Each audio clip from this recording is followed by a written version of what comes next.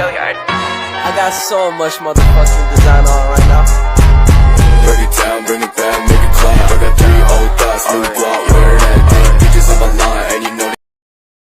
Assalamualaikum warahmatullahi wabarakatuh. Untuk memenuhi evaluasi tengah semester mata kuliah Manajemen Ekspor Impor dengan dosen pengampu Bapak Iwan Setiawan SEMM.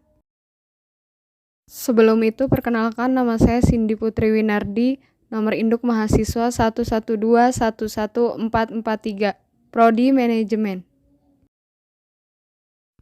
Yang pertama akan menjelaskan ekspor. Apa itu ekspor? Ekspor adalah proses transportasi barang atau komoditas dari suatu negara ke negara lain.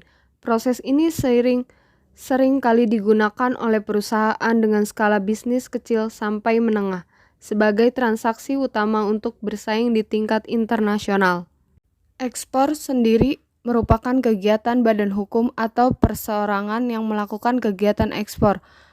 Kegiatan ekspor yang dilakukan dalam skala besar tentunya akan melibatkan bea cukai sebagai pengawasan lalu lintas suatu negara. Aktivitas ekspor biasanya terjadi ketika suatu negara sudah mampu memproduksi barang atau jasa dengan jumlah yang besar dan kebutuhan dalam negeri sudah tercukupi. Selanjutnya, di Indonesia terdapat 2 jenis ekspor, yaitu ekspor migas dan ekspor non-migas. Komoditas migas yaitu seperti minyak bumi dan gas, sedangkan ekspor non-migas yaitu seperti hasil-hasil pertanian, perkebunan, kehutanan, peternakan, kerajinan, barang-barang industri, dan mineral hasil tambang. Selanjutnya ada tujuan ekspor. Tujuan ekspor ada 3. Yang pertama, mengendalikan harga produk. Sebuah negara yang melakukan kegiatan ekspor mampu memanfaatkan kapasitas yang berlebih pada suatu produk. Dengan begitu, negara tersebut dinilai mampu mengendalikan harga pokok ekspor yang terjadi di negaranya. Yang kedua ada menambah devisa negara. Nilai kekayaan yang dimiliki oleh suatu negara dalam bentuk mata uang asing disebut dengan devisa. Adanya kegiatan ekspor bermanfaat untuk membuka peluang baru di luar negeri. Peluang tersebut akan menumbuh perluasan pasar domestik, investasi, dan devisa pada suatu negara. Yang ketiga ada memperbanyak lapangan kerja. Secara tidak langsung, kegiatan ekspor yang dilakukan akan membuat adanya lapangan pekerjaan baru.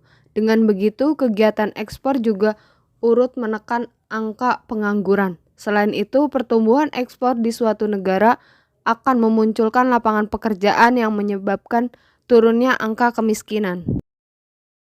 Selanjutnya ada penjelasan impor. Apa itu impor? Impor adalah proses transportasi barang atau komoditas dari suatu negara ke negara lain secara legal, umumnya dalam proses perdagangan. Proses impor umumnya adalah tindakan memasukkan barang atau komoditas dari negara lain ke dalam negeri. Orang atau lembaga yang mendatangkan barang impor disebut dengan importir. Kegiatan impor barang dilakukan guna mendapatkan keuntungan. Keuntungan yang diperoleh yaitu harga barang impor yang dijual bisa lebih murah daripada barang atau jasa yang sama dengan barang yang diproduksi dalam negeri. Contoh sederhananya yaitu Indonesia yang tidak memiliki produk gandum harus mendatangkan produk gandum dari negara lain agar bisa memenuhi kebutuhan gandum dalam negeri. Bea cukai juga diperlukan sebagai proses pendampingan saat kegiatan pengiriman barang impor yang dilakukan dengan skala besar. Secara sederhana, pemerintah akan menetapkan tarif pajak atas setiap produk ke masing-masing importernya. Selanjutnya ada beberapa tujuan kegiatan impor. Yang pertama, ada memenuhi kegiatan dalam negeri. Kedua, memperkuat posisi neraca pembayaran. Yang ketiga, ada mengurangi pengeluaran devisa ke luar negeri.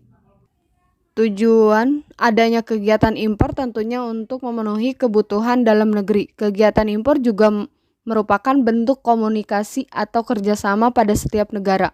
Selain untuk memenuhi kebutuhan dalam negeri, kegiatan impor dilakukan bertujuan untuk meningkatkan neraca pembayaran dan mengurangi adanya pengeluaran devisa pada negara lain. Kegiatan impor juga bermanfaat untuk meningkatkan potensi pada suatu negara. Kegiatan impor juga bermanfaat untuk memperoleh bahan baku dan teknologi modern.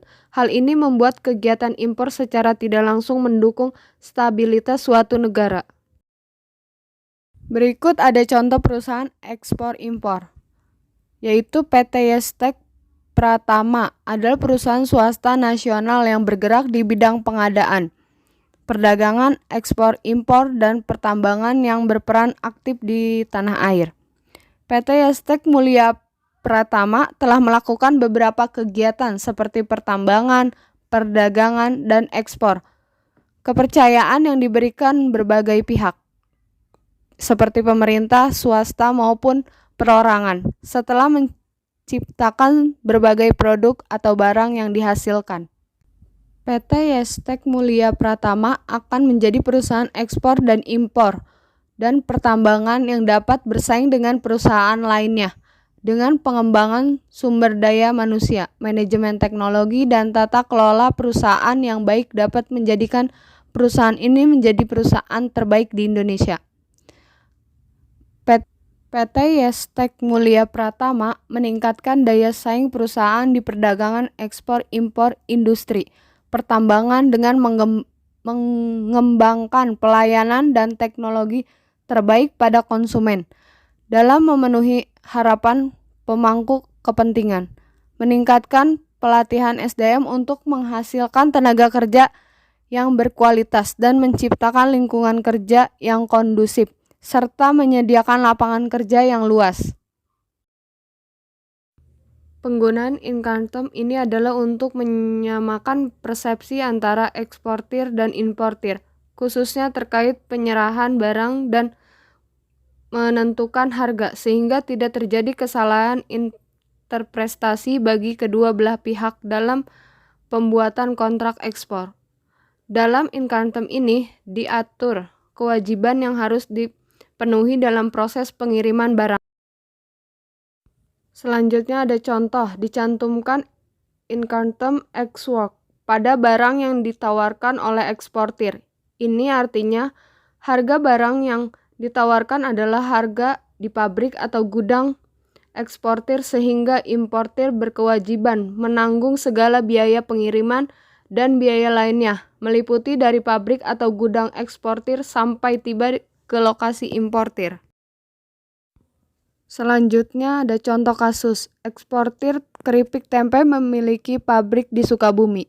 Harga keripik tempe yang sudah termasuk keuntungan adalah Rp50.000 per kilogram. Importir membayar langsung ke eksportir tanpa jasa bank. Harga ini dikonversikan ke dalam US dollar menjadi US dollar 3,57 US dollar atau asumsi 1 US dollar Rp14.000, maka penawaran harga ex-work ditulis ex-work Bogor US dollar 3,57 per kilogram atau ex-work Bogor US dollar 3,570 MT.